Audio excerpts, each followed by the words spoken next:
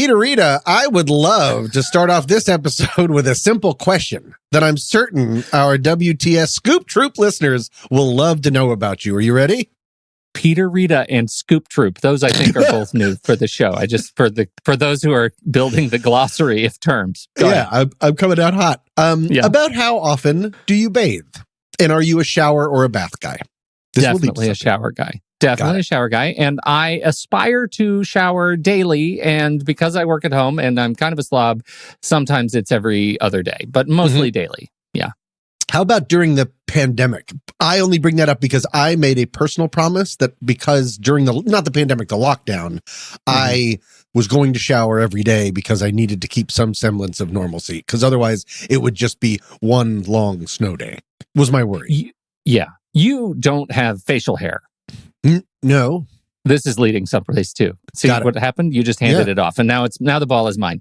I have facial hair right now. I'm in my summer shearing mode, which is the goatee mustache built for mode. Speed, and so I shave the cheeks and the neck. But we're in fall now, and I believe next week will be the start of my winter face. So I'll be so you're like a tree, like you shed your leaves. And I do.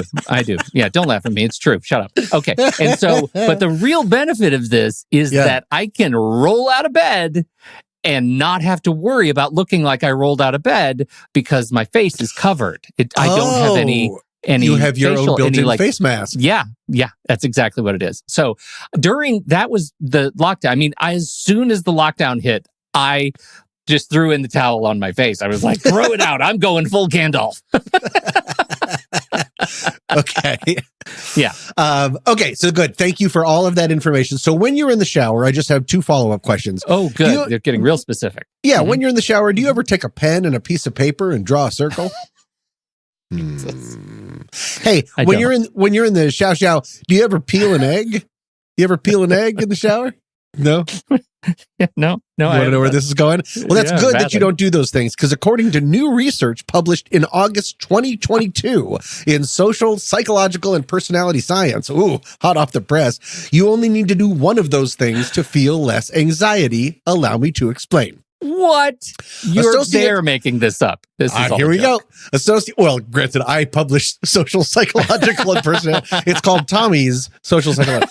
Associate psychology professor Spike Lee, no relation, at the University of Toronto and his gang of science scamps did a little test in August 2022. Lee and his research team recruited 1,150 adults via something called Prolific, which apparently is just how you get test subjects. Have you heard of Prolific? Never. No, never. Okay. And he had them all watch a brief video clip of a terrified woman standing at the edge of a bungee jump station. This video had been known to induce anxiety, tension, and uneasiness. So after watching this woman scream at a bungee jump station, they were then randomly assigned to watch a video, A, showing how to properly wash one's hands, B, a video on how to draw a circle, or C, a video on how to peel an egg. Now, the circle jerks and the egg people, no big difference in anxiety. They were still just like bungeeing all over the place. But those who watched the hand washing video reported significantly lower levels of anxiety.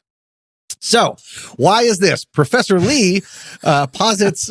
Wait, is this interesting?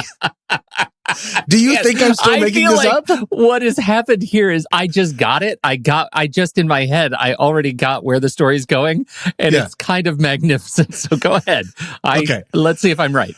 Professor Lee posits that this is because when we engage in cleaning behavior, it involves separating residues from our body, like washing dirt off your hands. This basic physical experience of separating residues from our body, another quote, can trigger a more psychological form of separation, namely separating the residual influence of past experiences from the present, ergo, wiping the slate clean. If the past experiences were stressful, then psychologically separating them from your present would reduce your stress. So, the act of cleaning oneself, even just a thorough hand washing, can significantly reduce anxiety. What do you think, Pete? That's what this whole thing was leading to. If we just wash our hands, that's why everyone was so calm during the lockdown. Everyone was just like, boring. No one was panicking. Yeah. But Tom, this is what I thought I got. I thought you were making a connection between the value of reducing anxiety and stress by taking an egg and some paper and a pen into the shower with you. No. Oh, well, don't you feel like that would be like the next level? Like, let's go peel an egg in the shower. Just to really call it a day. Well, I wash my eggs. Do you wash my eggs? Every morning I get up and I take all my eggs. Why would I wash your eggs? Why aren't you? You're not washing my eggs this whole time? Oh my God, danger omelets. Every day I get up and I take my eggs with me into the shower and then I wash my hands in a bowl of Klonopin and I'm ready to go. It is going to be a great show.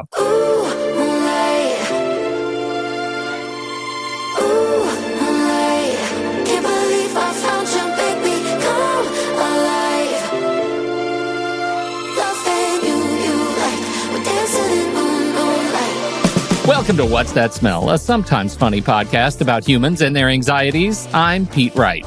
And I'm Tommy Metz III. And each and every week, we drag one of our deepest, darkest anxieties into the light to share it, learn about it, and hopefully laugh about it with all of you. Reach out. Send us the story of your anxieties to whatsthatsmell.net. All you have to do is go to the website and push the button, and it will give you a form to send your anxiety to us. And I just want to remind you, if you can't find the website, there's always our favorite email address, somethingstinky at whatsthatsmell.net. Something stinky at whatsthatsmell.net. And with that little trip down memory lane, I'll go first.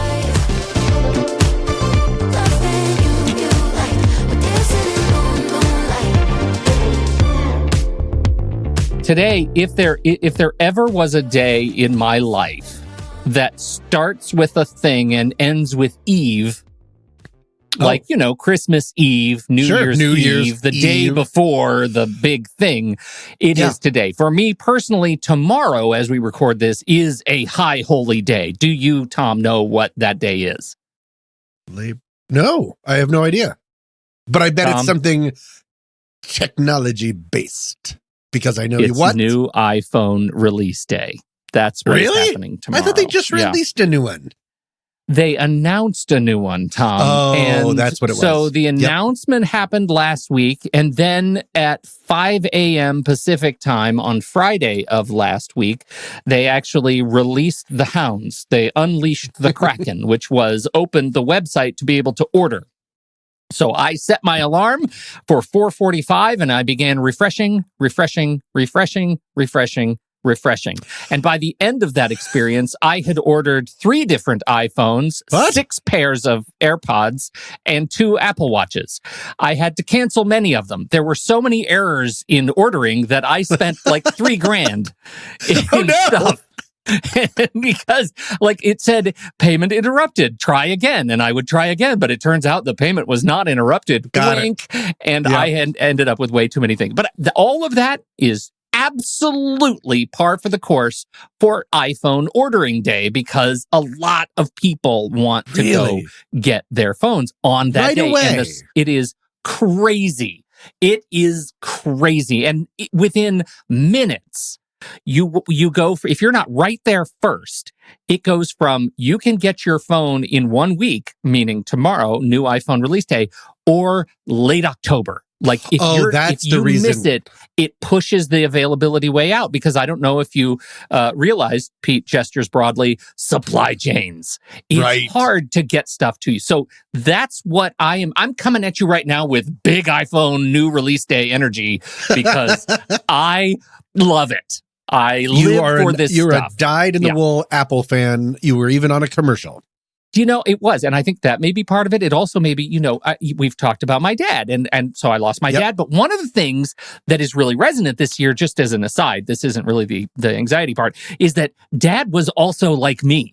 And so we would set our alarms together, and we would order phones every year together. And we would then spend all day Saturday talking about what we got and why we got it. And your idea is a terrible one, but my idea is better. And we would go back and forth. It was our little tech trash talk. And it was really, really fun to have that between us. So it was harder this year, right? It was a little bit more sentimental, I think, than it normally would be. But All of that is to say that tomorrow is a high holy day for me individually. I make no claims about platforms, which is better, et cetera. I don't care about that.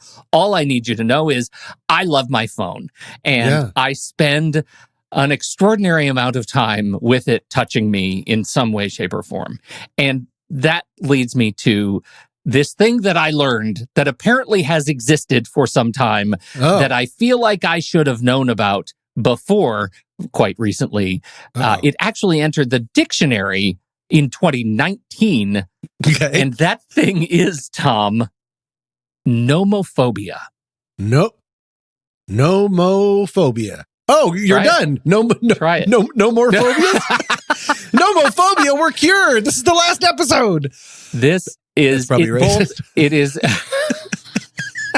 This is both linguistically, it enrages me because I don't like how this phobia is constructed, because it literally is a constructed specific phobia. And to review for the class, what is a specific phobia? A specific phobia is a phobia that is literally constructed based on the definitions described by the major classes of phobias in the DSM-4. And so it's not listed specifically in the DSM, but it is a thing that has become a thing, and it started because of stupid teenagers who made it a thing, and now I think it might also be me. What is it? Nomophobia. Oh, do you want to know? Okay. I do. No. That's just no. Yep. Mobile phone phobia. No mobile phone phobia is nomophobia.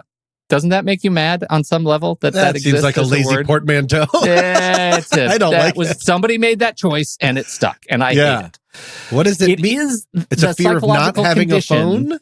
It is when people have a fear of being detached from mobile phone connectivity. So it doesn't actually necessarily need to be a specific device. It could be something that connects you to the world, and it is it is this thing that is affecting more and more people. And I go back to my watch when I was younger, right? Or even now. If I leave the house without my watch on, I feel it. I feel, the term we always use is naked. I feel naked if this part of me doesn't have something sensory on it. And it's very frustrating. And I think that, to me, is the parallel to nomophobia. If I forget my phone, I get a little panic state, right? I get a little bit of a panic state that I'm not going to be able... Do you know, first, before I go into the study, do you have any of this? Sometimes my closest thing, because I rarely leave without my phone, but when I do, yes, there is a charge that happens. Yeah. It's a feeling, it's a little feeling of almost like electricity, which is probably just anxiety.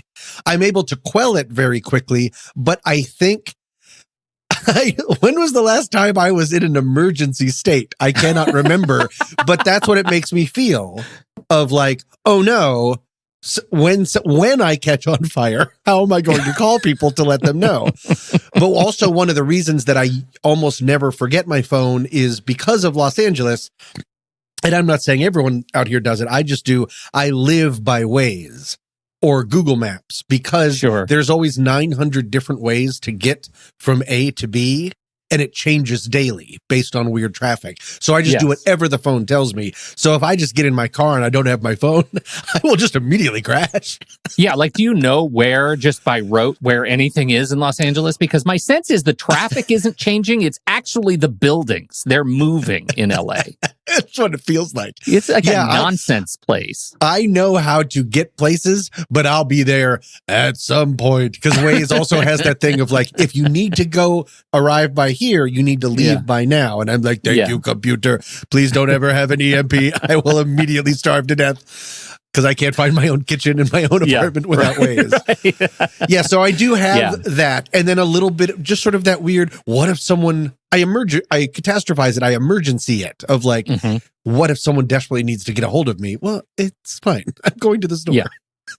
I'm able to talk my way through it, is the point. So that charge that you describe, I think, is really interesting because it's not like the phone manufacturers are doing anything to quell that. For example, you talk about the emergency, the big new features of the phone this year and the new Apple Watch are car crash detection. right? Here's a feature that exists in the phone that will automatically detect if you've been in a terrible car accident because of amazing technology that you hope to God you'll never have to use.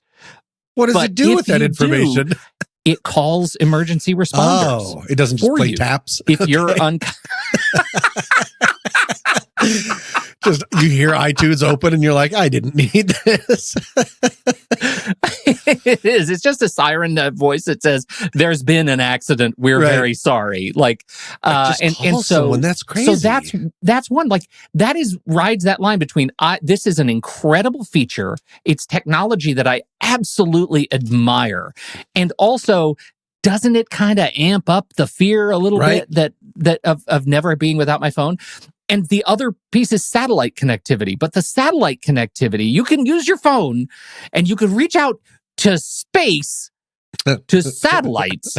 But why? Why can you do that? And all of the messaging around that is you are in a place in an emergency without cell service, like the middle of the woods or on a raft from a boat in the middle of nowhere. You're really Tom Hanksing it. Like you have no, and you have to do this. And they walk you through the little wizard. It says there's a wizard that comes up on your phone and it says, you don't have connectivity.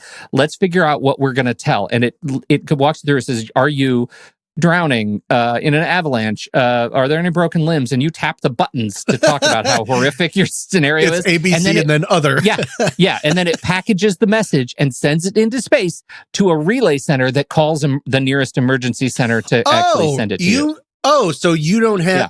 Oh, so it's just for emergencies. It's like those only emergencies. Cool military, when they have like the really thick phone with the really big antenna. I always think those are cool. And they're always like, kill everyone. So that's like that messaging is amping up that feeling of I can't ever be without my right. Yeah. Well, because I recently, as avid listeners know, I've been in the woods. I was on a camping trip, and 3 out of the 8 days we had no cellular connectivity and no power. And I was in a little cabin. It was weird at first. Yeah. It was interesting. And I was worried about like, well, how will I keep my phone charged? And then I was like, I don't need my phone. It's not doing anything. Except maybe being an alarm clock when I don't need an alarm. But no, there is that initial like, wait, but the emergency. Yeah, but what if? What if? Well, that is why the United Kingdom, the government of the United Kingdom positioned this study. They did a survey through the UK Post Office in 2008, commissioned YouGov, a UK-based research organization, to evaluate the possibility of anxiety disorders occurring due to overuse of mobile phones, right? And that's where this name, nomophobia, started picking up traction. Okay. The study found nearly 53%. This is possibly my favorite. I'm opening with my favorite line item in this result. Okay. It found that nearly 53% of Britons who use mobile phones pretend to be apprehensive when they lose their mobile phone, run out of battery or credit, or have no network coverage. Wait, what? Pretend to be apprehensive? What does that mean? They pretend? They like put on a little play? I don't even know what that is. It's like 53% of Britons who use their phone really want to be more anxious, but they don't know how. So because of the stiff upper lip. So instead, it's just a bunch of people with canes being like, "Oh no, my phone." It's those kinds of things that make me think I don't know what words mean. Like maybe I've been gaslit all along and pretend means something completely different.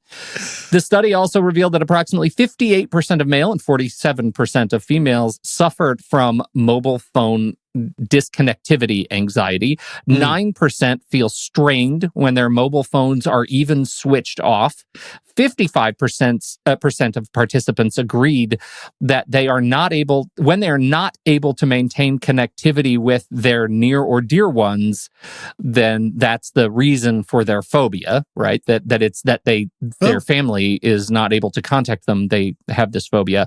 Right. And they most commonly compared the stress level to those with brides on their wedding day jitters. Really? That seems... Yeah.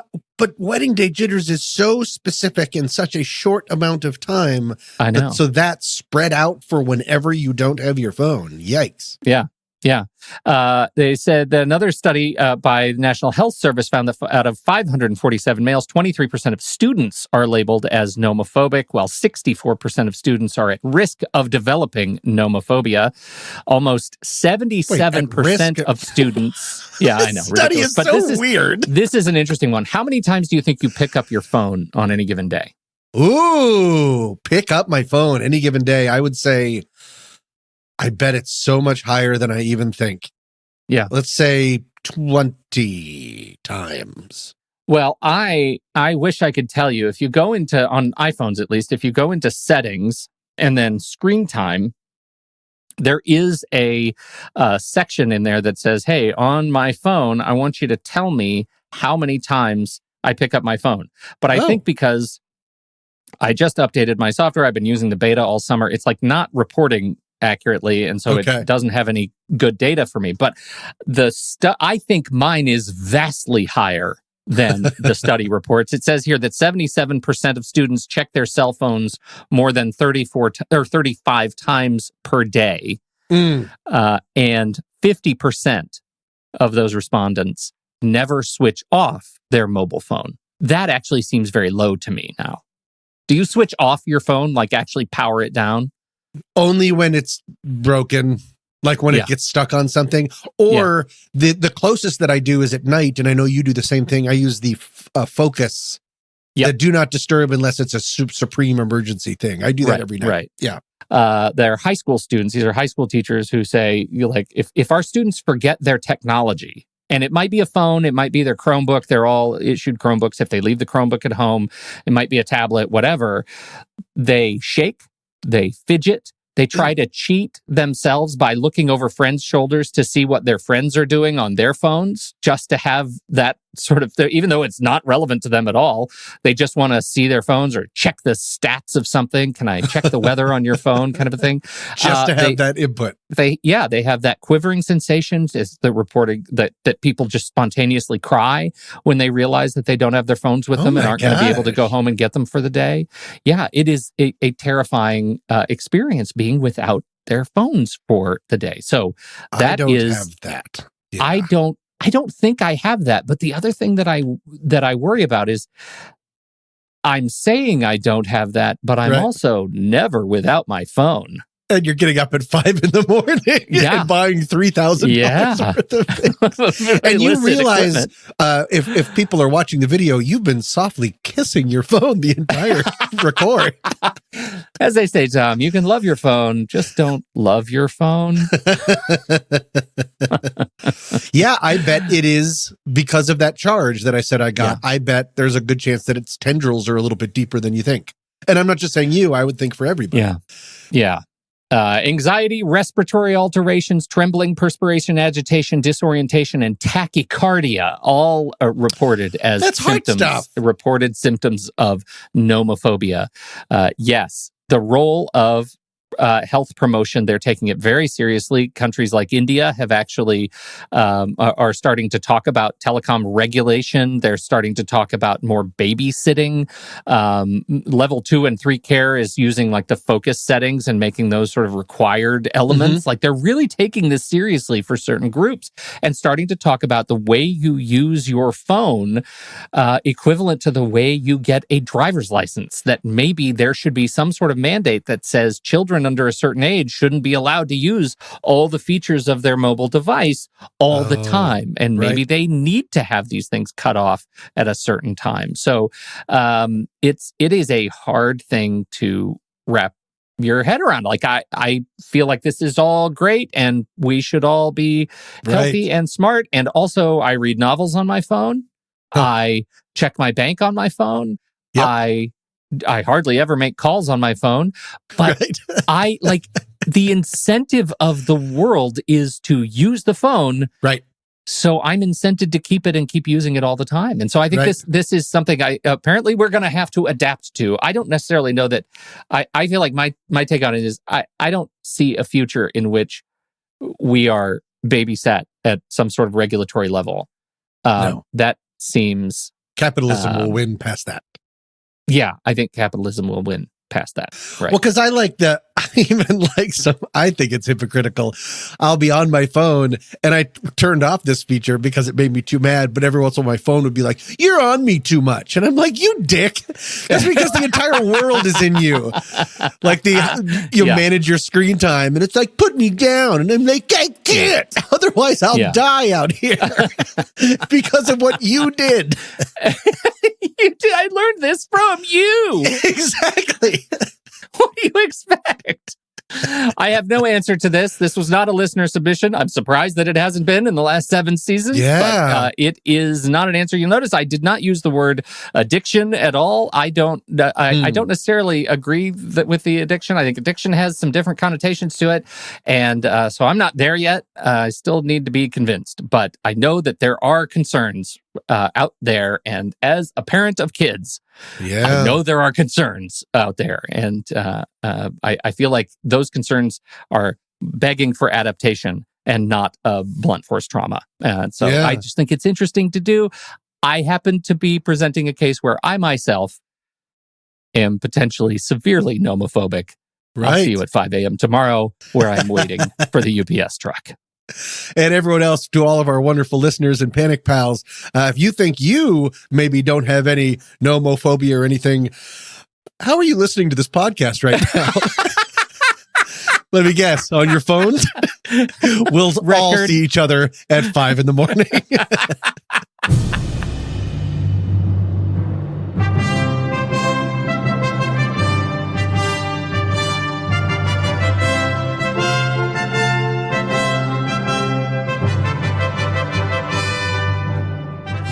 We've tried much, searched far and wide in our efforts to defeat the scourge of anxiety. From medication to therapy to exposure, week after week, we come back here doused in the failure of that search. This week, we learned that it's not that the answer doesn't exist, but that we've been looking too low. That's where the Queen comes in. The passing of Queen Elizabeth II has caused us all to reflect on the role of royalty in our modern age writ large, and certainly the role of the Queen herself and her decades of influence and impact on the world. Certainly not a role for one riddled with anxiety. But did you know that's exactly what our fair Elizabeth was? That's right. The Queen reported being anxious and afraid throughout her young life leading up to her coronation, as reported by royal author Brian Kozlowski's book, Long Live the Queen, 13 Rules for Living, from Britain's longest reigning monarch. She no longer felt anxious or worried, as she reportedly told her friend, "I don't know what it is, but I have lost all my timidity somehow in becoming sovereign." And there you have it. If you're looking for a cure-all for your own anxiety and fear, just find a nation eager for a figure to carry on centuries of traditions and rule it for most of your life. You're now anxiety-free.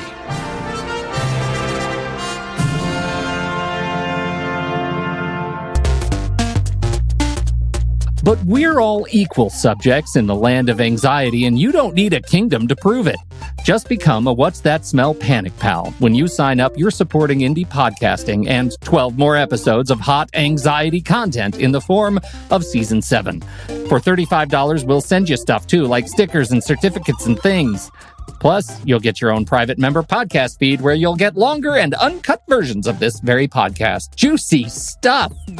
Become a Panic Pal today at whatsthatsmell.net and show your allegiance to the Iron Anxiety Throne today.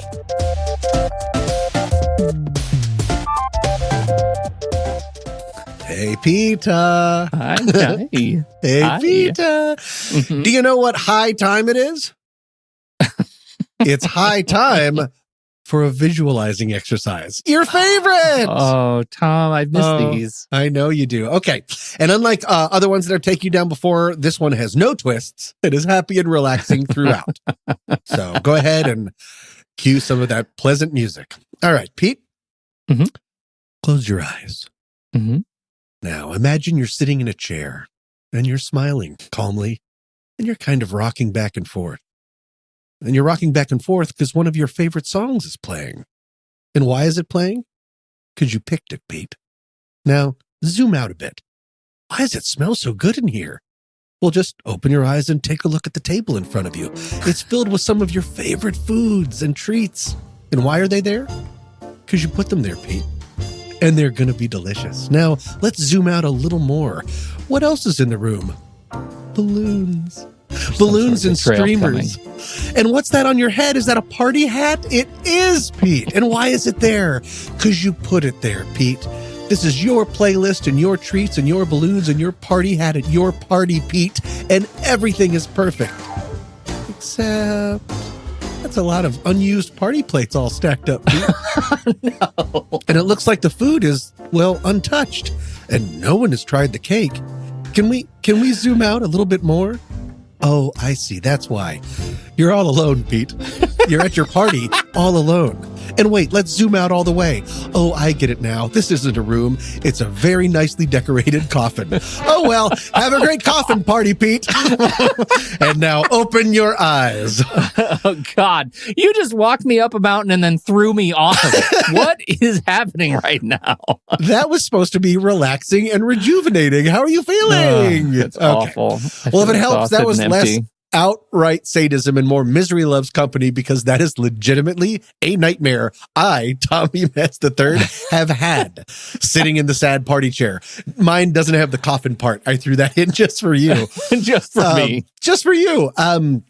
Pete, if this is making you uncomfortable, rest assured that, as always, you and I are not alone, because all of this brings me to this week's Listener Submission! Is that exciting? Good. Okay. This week's anxiety comes from past contributor and current show pal, Mandy Kaplan, and she wrote us the following. Okay, so I love to entertain, but every time just before guests are supposed to arrive, and maybe all day before, I am panicked that no one will show up. It ruins my day, sometimes when I know I should be having fun prepping and cooking.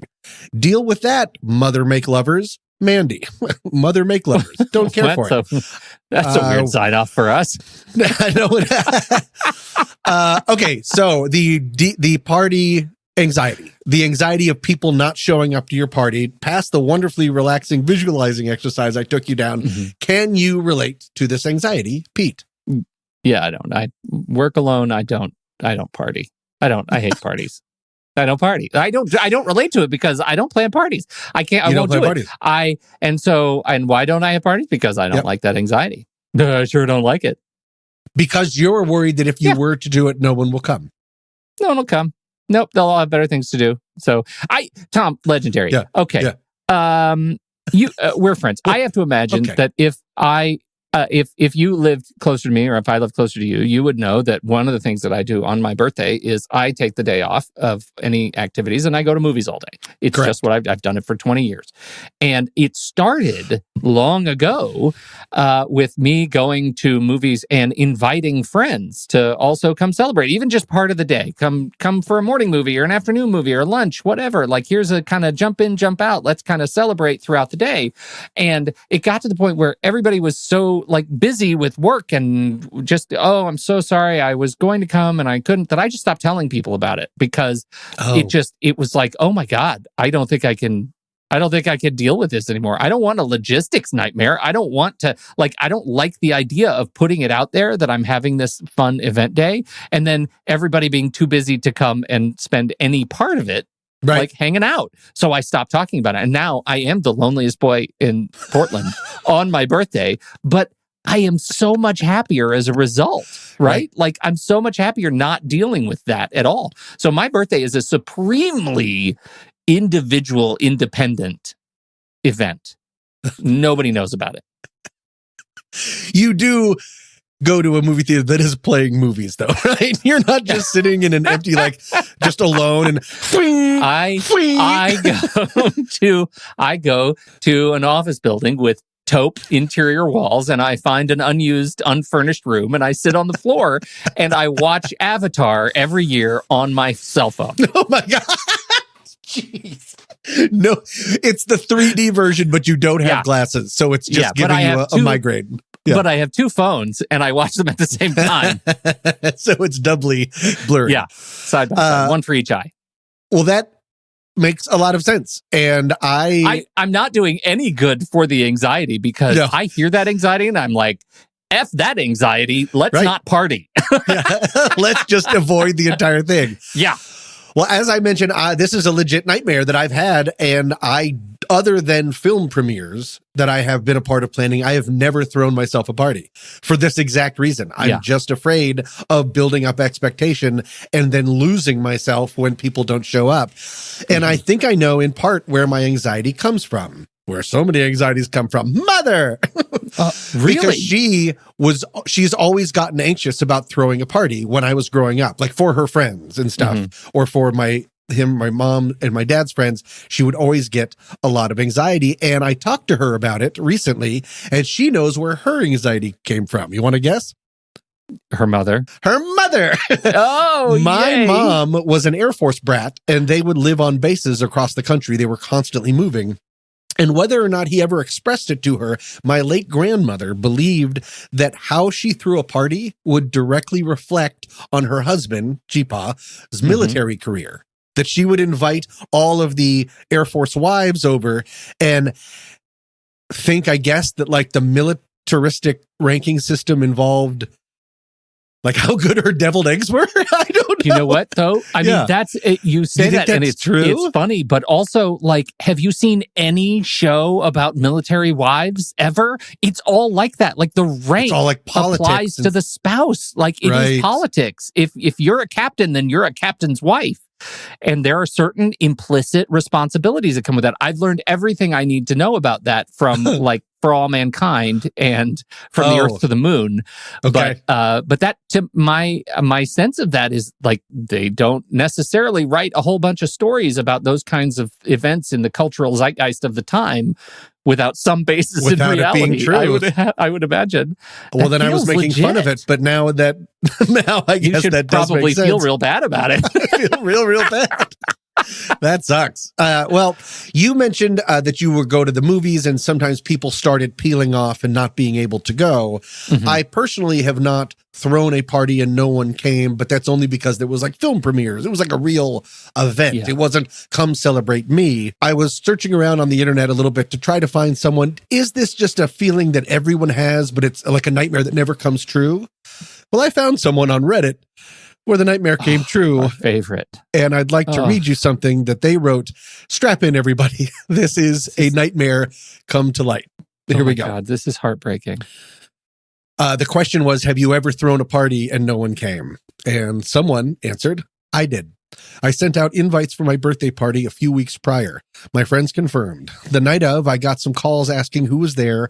Then when I told them no one was, they canceled. My girlfriend and I just sat there in my living room, beer and soda out in the ice chests, waiting, feeling like losers. I waited for about an hour for the last call, and then I told my girlfriend that we were going out and tomorrow I had cleaning to do. I friend broke up with all of them. Every single one. Called them up one by one the next day. That birthday was one of the most painful experiences I've ever had. I've since worked on, okay, so this gets a little happier. Yeah. I have since worked hard on establishing a set of stand by you friends. I've got about 3 close friends now. It's a hell of a lot better than 8 to 10 fair weather friends who will stand you up on your birthday. Jesus Christ. God. That is exactly what I am irrationally afraid would happen. And what would that say about me? Yeah, I mean, clearly it's not irrational completely, right? Like for that now person. It's based, now it's grounded, now it's precedent. It happened to someone. It's not irrational, right? Yeah. And that turns the anxiety into like a legit fear. And I wonder how much, this is maybe getting a little hippy dippy, but I wonder how much the idea of friend breaking up with them, this person then calling everybody and saying we're done, was also an attempt to, I used the phrase losing myself earlier, in an attempt to reestablish oneself. I am here, I matter, and to prove that to myself in the face of this horrible experience, I have to do something drastic. Well, it's something you always come back to, which is control, right? That experience of having agency and control in your own life. And I think that's really important. I I don't think I've ever explicitly friend broken up with anybody. Like, maybe it's just I've let relationships drift that didn't feel resonant anymore. Sure. But it happens. Like in life, you move, whatever. But I totally get that feeling. And I remember, like, when I made that transition to have solo birthdays, it was because of that same sentiment. Like, you start feeling like a loser, and no one has broken up with me. Like, we still all get together on other event days. Like, it's just that one started to hurt, and I didn't care for it. But I didn't feel the need to call and say, because what you just described is really like sociopathic. Like, people asking who's there and then canceling. They sound like horrible people. They sound like ridiculous. Horrible people. Yeah. Like, those are legit bad friends and probably need to be broken up with. But I've never quite gone that far. But I get the feeling of hurting and needing to take control and saying that this thing is mine.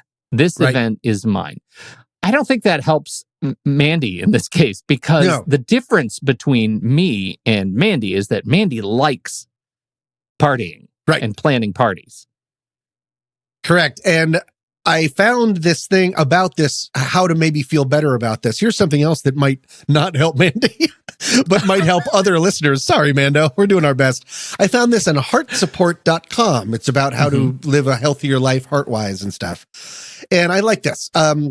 We miss out on spending time with the people who did show up and do care.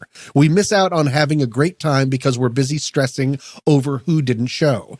But perhaps worst of all, we run the risk of negating the feelings of those that do love us, that do show up in our lives, and effectively tell them, thanks, but I really care more about this person who didn't show. So that's a risk that you have if you are perseverating, to use our favorite word, about who's still coming, who's not coming. That doesn't apply to Mandy because she is a wonderfully empathetic and caring person. Once you go over, it's her words that she is the quintessential Jewish mother. She will immediately, you will show up when you're getting out of your car, you'll have a snack in your hand. You'll be like, where did this come from? How did this? And she'll be like, she's like the Batman of snacks. She just like goes up and stuff. Can I just say, like, I think what makes the fear irrational, and the thing we don't know about your Redditor example is what you're just describing about Mandy. And as it happens, we both know Mandy. And what I know about Mandy is just how magnetic of a personality she is. And that's what makes this fear for her contextually irrational, because like, that's a good point. Like, you know, like that's what makes it an anxiety. If only you could see yourself the way other people see you, then you wouldn't have that fear. Right. Exactly. If they could totally, here's a reference she'll never get. If she could Blade Runner herself, then she would be in great shape. And so I think that's really important, is that it starts with, like, getting rid of that anxiety for party planning starts with, like, being a person who, like, you want to spend time with, you know, like, be the person you want to spend time with at your own party, and like cultivate that atmosphere, and eventually throwing a party will be a non-issue. And I'm saying all that knowing that nobody showed up to my own birthday. I guess I was not that guy. Oh no, man, I literally dug my own grave and buried myself alive in it. I think you were picking, it was your insistence on always going to a birthday showing of Stop or My Mom Will Shoot.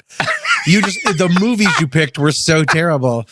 I just kept seeing Mother on this heart support blog. There's one other thing that I just wanted to finish with, because I think sometimes for people like Mandy, definitely for other people, they remind us that quantity doesn't necessarily mean quality. Ultimately, it doesn't mean anything if people don't show to your birthday. They might have had other plans, an emergency, or maybe are introverted, and a large group setting makes them uncomfortable. Maybe they're suffering from anxiety. Whatever the reason, it only means something if we let our self-worth get attached to it. And that's the name of the game. And maybe your way of dealing with that is to shut it down, like you did.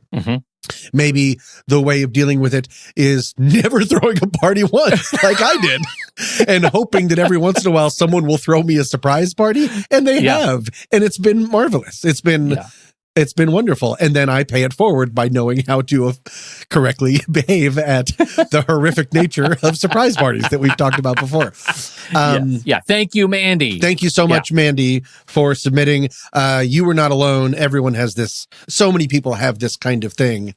And it's just the name of the game is trying not to let your self-worth get attached to it. To repeat what you are not alone. Unlike Pete, who literally is alone every year on his birthday. Happy trails, everybody. Your party hat bursts into flames. It just gets worse and worse.